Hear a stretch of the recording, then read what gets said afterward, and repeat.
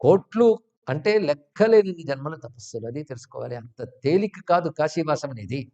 ఏ కాశీవాస సిద్ధై దృఢతర నియమాసక్త చిత్తా వివిక్తం దేశం సంసృత్య రమ్యం శివజన సహితం బిల్వవృక్షౌఘవీతం తిష్టత్తి అత్యంత హృష్టా ధృత భసిత కణావిష్ట దేహ మనోజ్ఞా తే ధన్యా సత్యమేతద్గిరివరతనయే సర్వదా సత్యమేవా.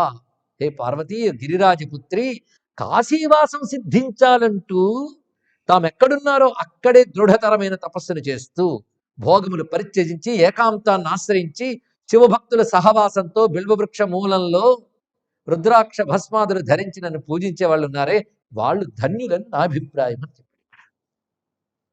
అంటూ కదాచిచ్చక్యతే కర్తం భూపాంసు గణనా భువి కాశీ శివస్థాన సంఖ్యా కేన కార్య విశేషత. నువ్వు అడిగేవే కాశీ చాలా గొప్పది, ఏ శివస్థానం గొప్పదన్నావు? కాశీ అంతా శివస్థానమే, కానీ అందులో ఏ గొప్పది శివస్థానం, ఎన్ని శివస్థానాలు ఉన్నాయంటే ఒక్క మాట చెప్తాను, భూమి యందున ధూళికణాలు లెక్క పెట్టచ్చు కానీ కాశీలో ఉన్న శివస్థానాలు లెక్క పెట్టలేము. ఈ మాటే శ్రీనాథుడు కూడా చెప్తూ, కాశీ శివలింగ కోటుల కన్న తల్లి కాశీ కైవల్య ఫలదాన కల్పవల్లి గంగ గారాబు నెచ్చలి కత్తి కాశీ సురణ రోరుగ దెచ్చ సంస్తుత్య కాశీ అంట. కాశీలో ఎన్ని శివలింగాలంటే శివలింగంపై శివలింగం, శివలింగం పక్కన శివలింగం, శివలింగంతో శివలింగం, శివలింగం లోపలికి శివలింగం, అలా ఉంటాయట లెక్కలేని శివలింగాలు కాశీలో. అది కాశీ శివస్థానాన్ని అసంఖ్యాకేన కార్య విశేషత. ఏం చెప్పగలని చెప్పు. స్థూలస్యాపిత సూక్ష్మస్య, కాశీలో లింగములు రెండు రకాలుగా ఉంటాయి, స్థూలం సూక్ష్మం. స్థూలం అంటే మామూలు కంటితో చూడగలిగేవి, సూక్ష్మములు అంటే కంటితో చూడలేనివి, రెండు రకాలు ఉంటాయి. స్థూలస్యాపిత సూక్ష్మస్య, ఇవన్నీ కూడా దేవతా విజ్ఞానం క్షేత్ర విజ్ఞానం తెలుసుకోవడం కోసం. సనాతన ధర్మంలో క్షేత్రములు దాని యొక్క లక్షణములు తెలుసుకోవడం కోసం ఇందాక భౌమం దివ్యం, భౌమం అనగా స్థూలం, దివ్యం అనగా సూక్ష్మం, ఇవన్నీ చెప్పాం.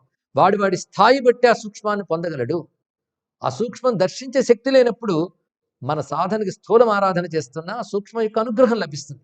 అనుగ్రహం పొందేటంత నిండు తపస్సు నీకుంటే అందులోంచి దర్శనం కూడా ఇస్తుంది. ఆ దర్శనాలు నేటికి పొందిన వాళ్ళు ఉన్నారు, లింగాల నుంచి భగవద్ వచనములు విన్నవారు ఉన్నారు, భగవంతుడిని చూసిన వాళ్ళు ఉన్నారు, అందులో సందేహం లేదు. వాళ్ళు చెప్పరా అంటే నిజమైన భక్తులు చెప్పరు, ఏమి ఎరగనట్టే ఉంటారు. భగవంతుడితో కమ్యూనికేషన్ లోకంలో ఎవరికి చెప్తే అర్థమవుతుందండి? ఒక్క అనుభూతి ఒకరికి చెప్పినా అవునా అండి అంటాడు, పక్కకెళ్ళి కనబట్టాడండి వాడికి, ఇలాగే అంటారు. అందుకే ఎవరికి చెప్పరాదండి.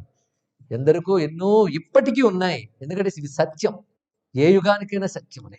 అయితే కలియుగం మొదలైన ముదిరిపోయినప్పుడు ఈ సత్యాలు పొందేవాళ్ళు తక్కువ ఉంటారు, నమ్మేవాళ్ళు ఇంకా తక్కువ ఉంటారు, సాధన చేసేవాళ్ళు మరీ తక్కువ ఉంటారు. అంతే తప్ప సత్యాలు ఎప్పుడూ పోవు, ఇవి ఎప్పుడూ ఉంటాయి. ఇలాంటి కలియుగాలు ఎన్ని చూసాడు ఆయన.